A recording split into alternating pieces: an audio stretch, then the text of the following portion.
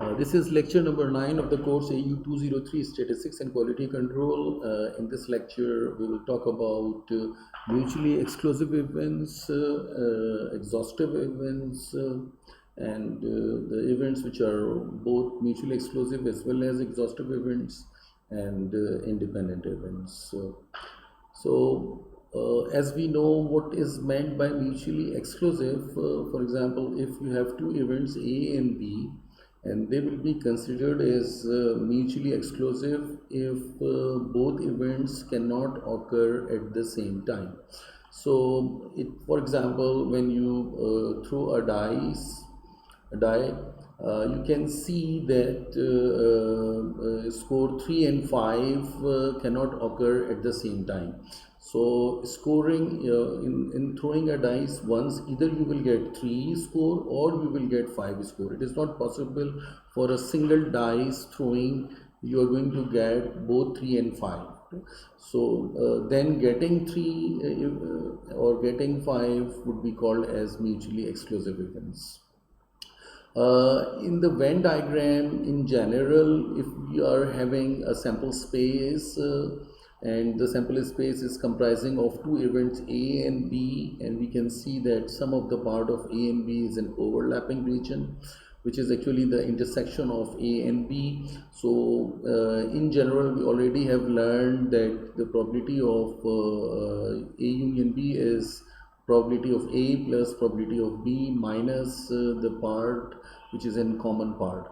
So in general we can write like this, but for mutually exclusive events there is no elements which are common in both events A and B. So there is no common, so this intersection part comes out to be 0, and in the Venn diagram we can represent mutually exclusive events like that. For example, we have a sample space and A and B, and there is nothing common between A and B.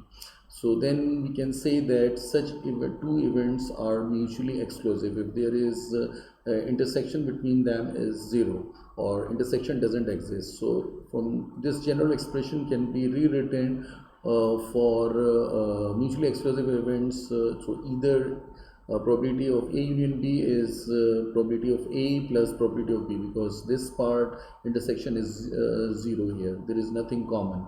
Or we can say in the language A union B means the probability of A or B or both A and B would be equal to probability of A plus probability of B. So for me, this mutually exclusive case is a particular case of this general event in which there is nothing common between the two events. Then such two events are called as mutually exclusive events. Let's say we have different events like E1, E2, E3, E4, and goes up to EK. And once we say that there is all these such events are mutually exclusive, it means the intersection between the two events, there is nothing common between E1 and E2, or E2 and E3, or E2 or E4. So if there is nothing common between the two events, then the such a set of events would be called as mutually exclusive events. So not necessarily we are only dealing with two events, but if you are dealing with more than two events, a k number of events, so if they are all mutually exclusive, it means the probability of event 1 or event 2 or event 3 or up to event k would be equal to sum of the probability of each individual events. So probability of E1 to be added with E2 and so on. So this is how we can write down. Take an example. If let's say we are doing an experiment and we are measuring the pH of a given sample, and what we have found that the pH value is greater than 6.5 but less than or equal to 7.8. So we know the 7 is the neutral scale, and if it is greater than 7 or less than 7, then either it is acidic or alkaline. But let's say we denote our x because the pH could be a random variable. This random variable could take any value. It could take 6.7, it could take 6.9, it could take 7.0, it could take 7.4. So then we just say x is a random variable which is actually representing the pH of a given sample, and we can write it in this language that this random variable would be greater than 6.5 and less than and equal to 7.8. So x can take any value in that interval. If we have to write like this, the probability of calculating that event in that interval where x can take any value. So by using this fact, we can divide this interval into any number of parts. For example, here I have divided it into two parts. Like I can say that the left hand side is representing the probability where you would be getting a pH of a given sample, and the value of the pH would be lying between 6.5, greater than 6.5, and less than 7.8. So I can divide this into two intervals. Like the first interval would be where pH would be greater than 6.5 but less than equal to 7. So anything between 6.5 and 7 would be lying in that. So we just sum up together, and then from 7 to 7.8. So this same interval is divided into two parts because we know these two intervals are mutually exclusive. So any value which comes in that interval, it won't come into that interval. So we can say these two events are mutually exclusive. So we can write down this interval into this form. And we can even divide into not two intervals. We can divide into any number of intervals. So we can say that events are mutually exclusive when your both ranges cannot occur at the same time. Then such events are called as mutually exclusive events.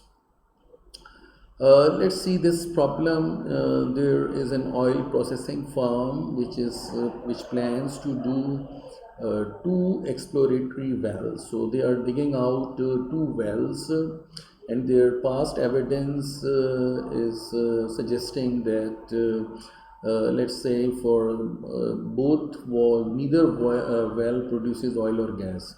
So they are drilling two wells, and the event A is that 80% is the probability that both their wells are not producing oil or gas.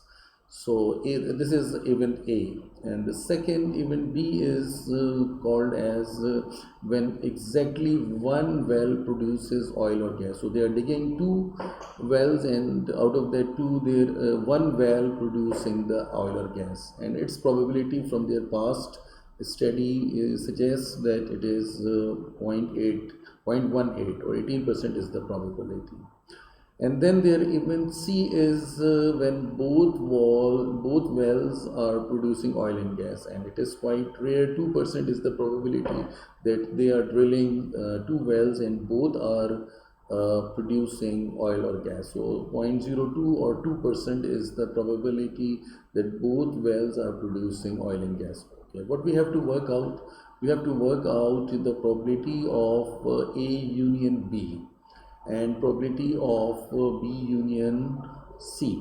So here we must have to recognize the fact that here three events are described, A, B and C, and we can say that all three events are jointly mutually exclusive, because the occurrence of one event making it impossible the occurrence of either of these two events. Then we can say that A, B, C are mutually exclusive events. For example, if event A happens, it means both wells are not producing. Then obviously event C cannot happen. Or if A happen, then it is not possible that B could happen. If B is happening, then it is not possible that A and C can happen. So not C can happen because exactly one means the other one is not producing oil and gas. Then we can say that A, B, C are all mutually exclusive. So now we know the condition that mutually exclusive, then probability of A or B, A union B is simply the summing up the probability of A plus the probability of B, because there is no common part in that. There is no intersection, so probability of event A is zero point 0.8 and probability of event B is 0.18, then 0.88 is the probability of having A union B. Similarly, we can work out B union C as well, because by knowing the fact that all these events are mutually exclusive, they cannot happen at the same time. So probability of B union C would be probability of B plus probability of C. So you add them, these two probabilities, to get your required probability. Okay, so now we come to the events, what we call it an exhaustive events. If two events A and B are such that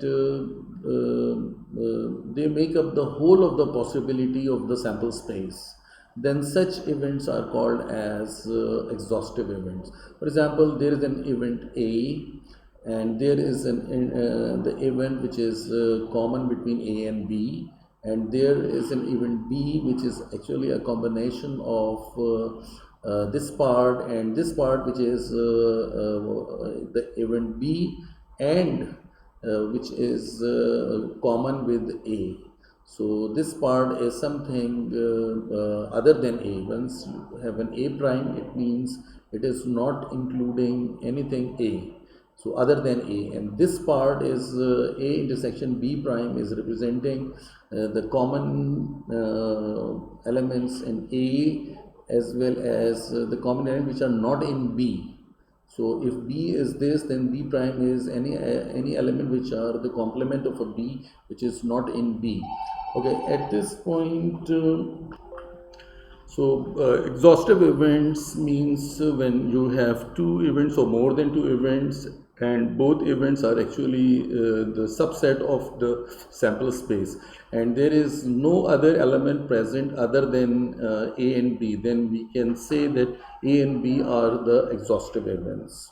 So nothing is outside A and B, and the whole A and B is actually making up the sample space.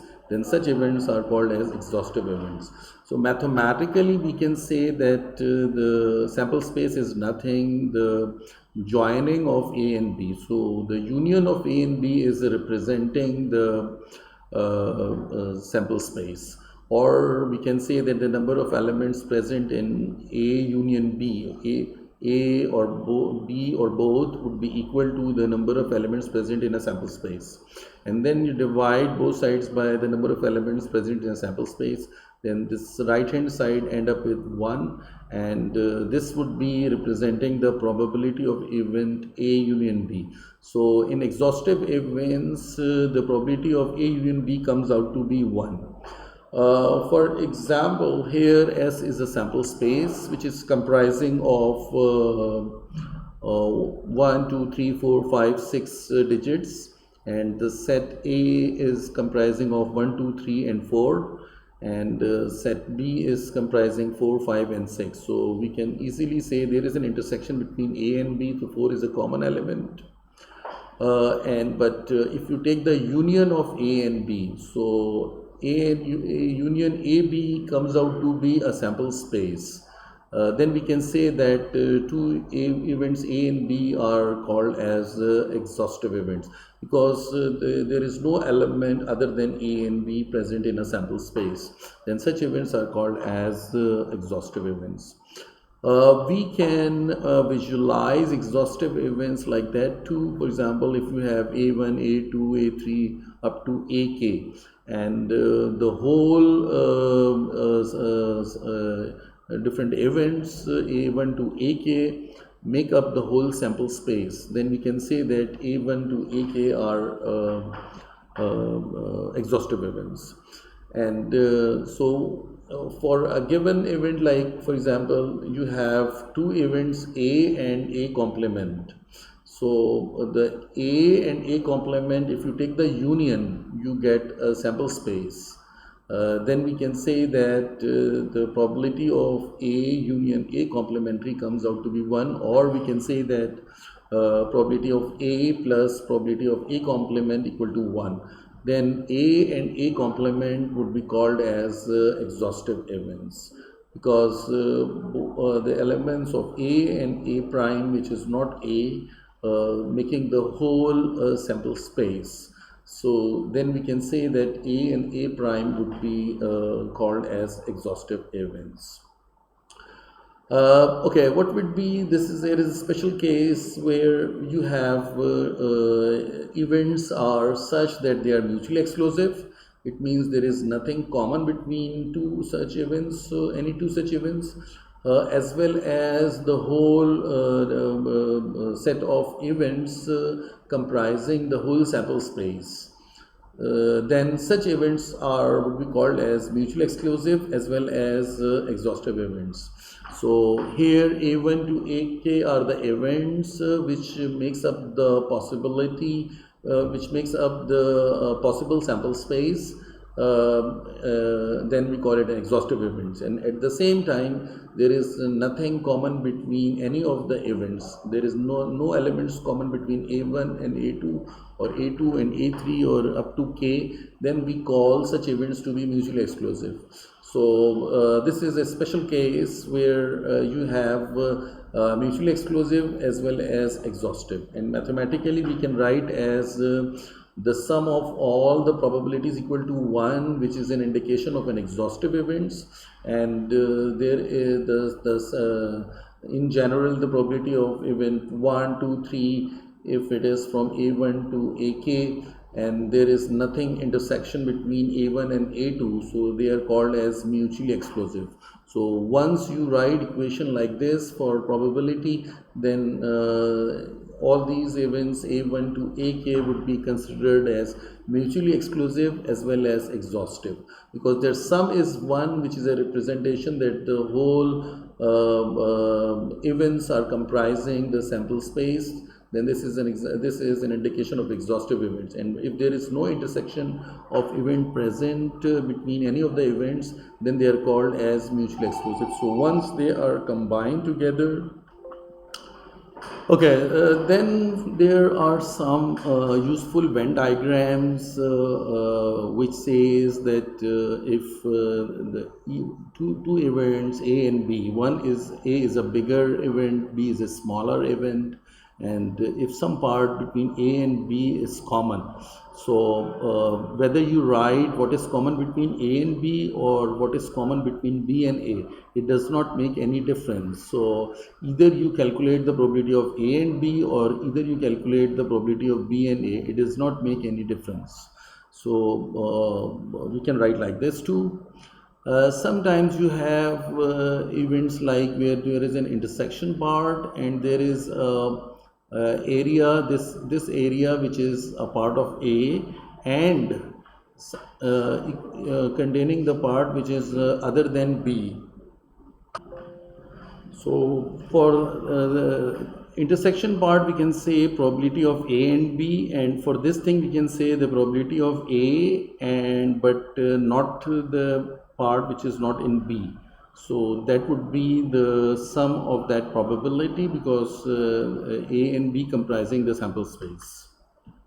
Or it could be that situation where you have there is an intersection between A and B as well as intersection between B and A, or this element is having B but not A. So we can write like this on this Venn diagram. So Venn diagrams are very useful in writing down the probabilities. Or if you have a situation like that where you have there's some elements, there is an element A, there is an element B, and once you say union, it means you are joining A and B together. And once anything in the sample space other than A and B, so we say the common portion between A complement and B complement. It means anything other than A, other than B, would be causing. And obviously here A and B would not be an exhaustive events because there is some elements other than A and B are present in a sample space. So we can write like this. For example, when you have to write probability of neither A nor B, it means it would be a complement of nor A nor B, or we can say 1 minus probability of A or B. So we evaluate probability of A or B, and we can say we can easily work out the probability which is neither A nor B, or we can say in the set notation the probability of A complement and B complement would be 1 minus the probability of A union B. So these results are helpful in finding out the probabilities.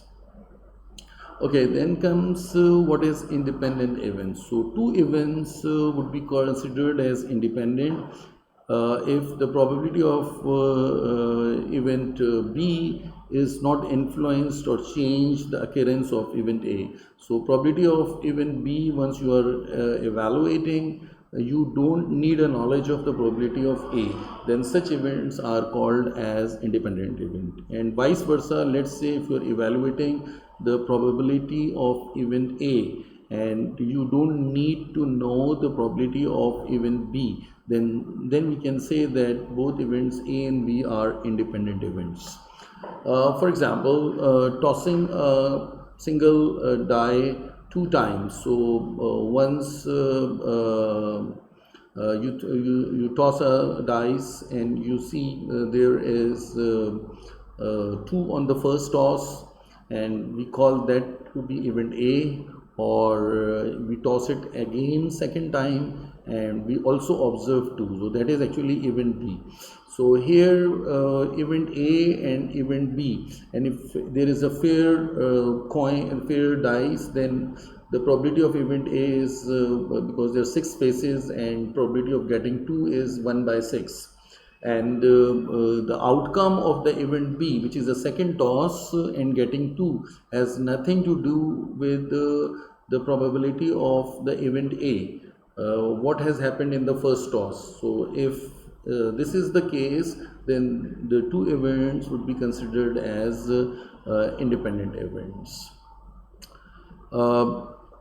So there is a way of writing down such thing is if you have a probability of an event A, and we say that we have some information about event B, that event B has occurred, is called the conditional probability of A, given that B has occurred.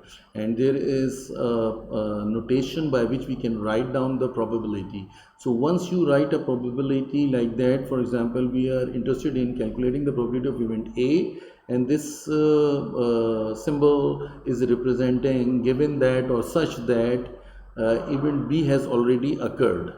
So if we have that prior information, and then such events cannot be called as independent, because in order to calculate the probability of A, you need to know about the probability of B. Then these two events would be called as dependent events, and we would have a separate lecture on such events, and we call it a conditional probability.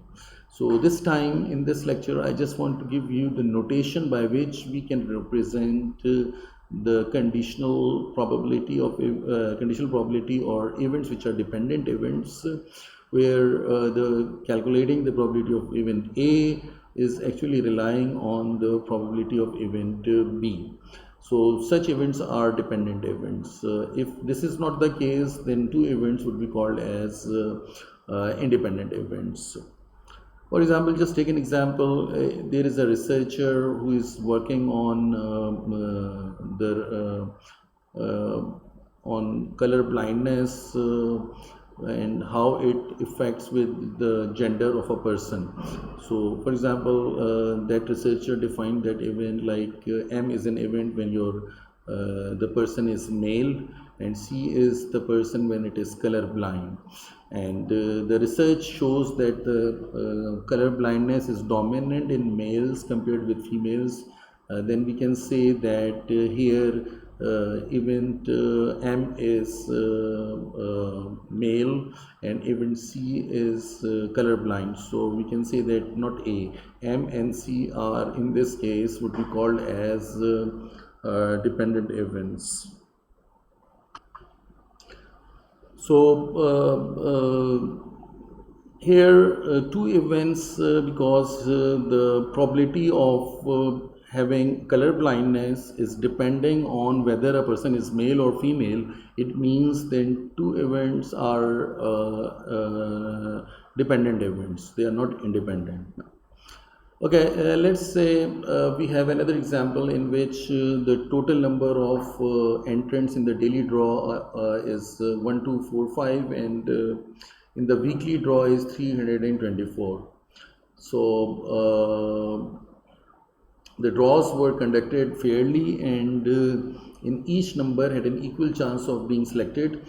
So the random experiment and their respective probabilities of winning the draw or not winning the draw is shown here.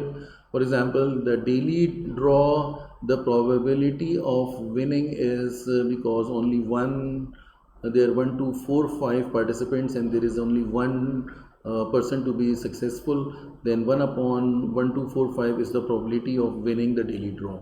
So 1 minus 1 upon 1, 2, 4, 5 would be 1, 2, 4, 4 over 1, 2, 4, 5 is the probability of not winning the daily draw.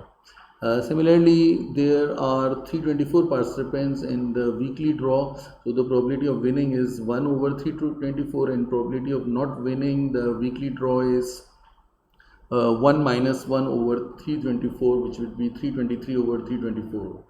So here these two events, one is winning the daily draw and winning the weekly draw are independent events, because the calculating the probability of winning or not winning in a daily draw has nothing to do with the probability of winning or not winning the weekly draw. Such events are independent events. And for independent events, what we can do is we know that for two independent events A and B, we can say that the probability of A and B is just the product of probability in A and B. So and means you are going to multiply and or means you are going to add. So this and or rule works here, but it is only in such cases where two events are independent events. We can represent this scenario of winning daily draw and weekly draw. For example, the daily draw is the probability of winning is 1 upon 1, 2, 4, 5 and not winning is this. And once you win the daily draw and then the winning of the weekly draw, which is 1 over 324 and not winning is this. So we can represent the situation using that tree diagram. And we are interested in the probability if somebody wins both the daily draw and the weekly draw. And is there, so it means you need to multiply the probability. So we multiply 1 over 125 multiply by 1 over 324. That is the probability of winning daily draw and the weekly draw. What is the probability that somebody fails to win both draws?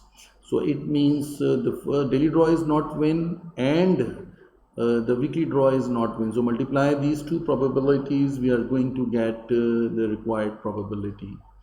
If we have to answer what is the probability that somebody wins one of the draws, so either win the daily draw, then not winning the weekly draw, or not winning the daily draw but winning the weekly draw. Once or is there, then we have to add them. So here first win then not win would be representing this thing, plus this represents not win and then win. So that would be the probability, that would be this required probability, and we will learn if all these probabilities are add them together. So these 1, 2, 3 and 4 probabilities, if you add them together, you get the sum equal to 1. So that is an indication of the fact that sum of the probabilities equal to 1 means all such events are actually exhaustive events.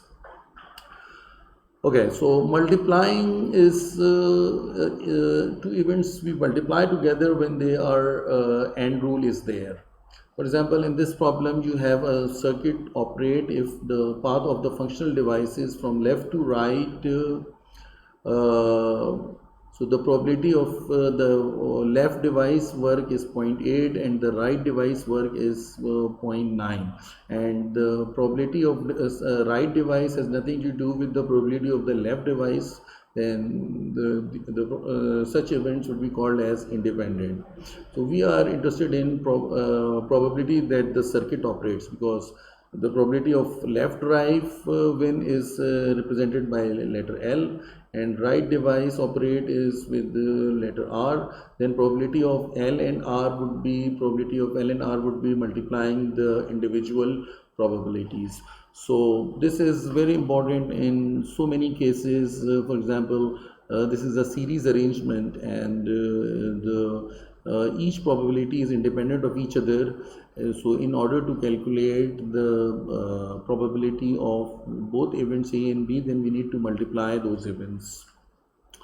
Formally, we can say two events are independent if it satisfy any of the following condition. For example, first condition is probability of A given that B has already occurred is the same as the probability of A.